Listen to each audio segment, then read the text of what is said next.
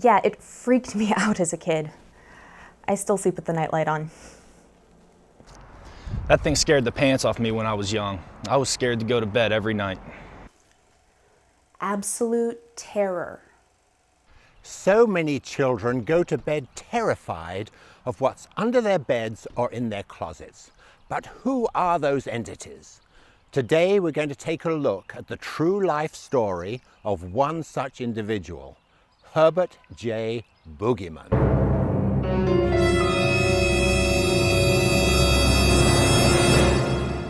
Hello, my name is Herbert J. Boogieman, and I'm the Boogieman. I scare children professionally. All children? No, not all children, just bad children. You know, if the kid steals a candy bar or pulls his sister's hair. I didn't think it was such a controversial job. You're talking about the protesters. Not under my bed! Not under my bed! Not under my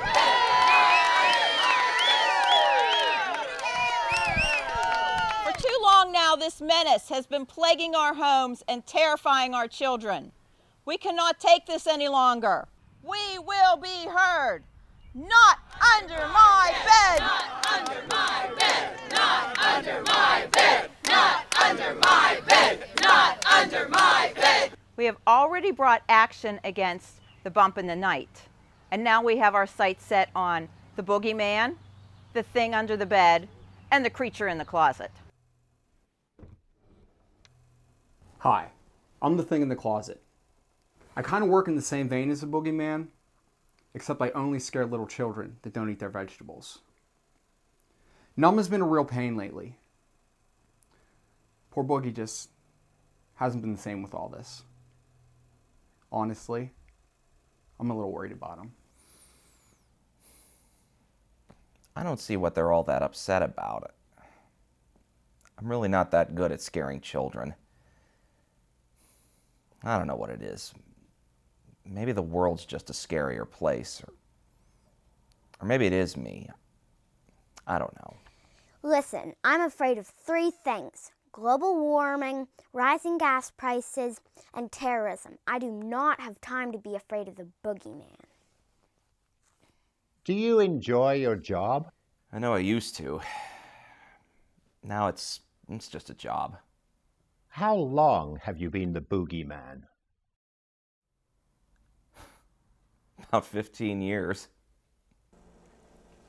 One day, I broke my mother's favorite lamp and blamed it on my sister. I thought I got off scot-free, but later that night, ugh. And why did you become the boogeyman? Well, for people like me, our options are kind of limited. You know, I mean, it's either hide under bridges, scare children, or politics. I was so scared as a kid. It may have been a good thing, though. It helped to keep me out of trouble. I've been taking those feelings I had as a child and turning them into my art. I'm thrilled. I'm going to be in a show this month. I noticed the picture next to you. It's my daughter, Susan. She's been having a tough time since the divorce. You were married? Yeah, I was. About 5 years.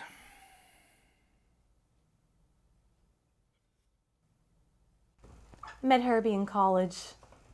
He was different from the other guys, aside from being a giant purple monster.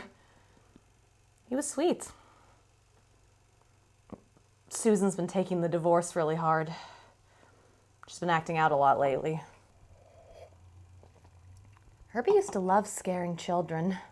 He was so good at it. And then came the protests. Everything changed.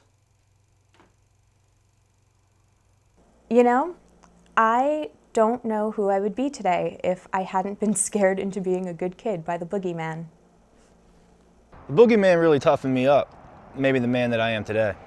Thank the goddess for the boogeyman. If it weren't for him, I wouldn't be able to do my art. He's totally my muse. I don't know what everybody's talking about. Boogeyman never bothered me. I was a good kid.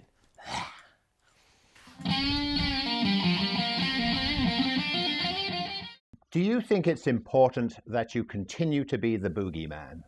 You know, a week ago, I wouldn't have been sure. But looking at the interviews you've been showing me,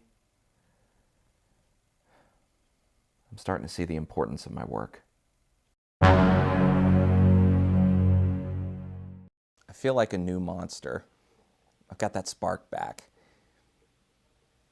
And I'm spending more time with my daughter and getting my life back on track.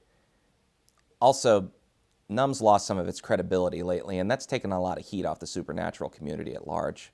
How so? Well, Numb made a lot of enemies when they filed lawsuits against Santa Claus and the Tooth Fairy. They didn't go after the Easter Bunny? Come on, man, there's no such thing as the Easter Bunny.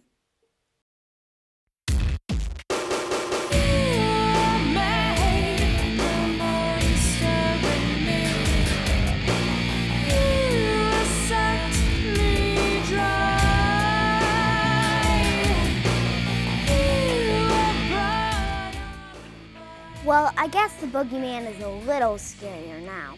Still not as scary as the price of oil.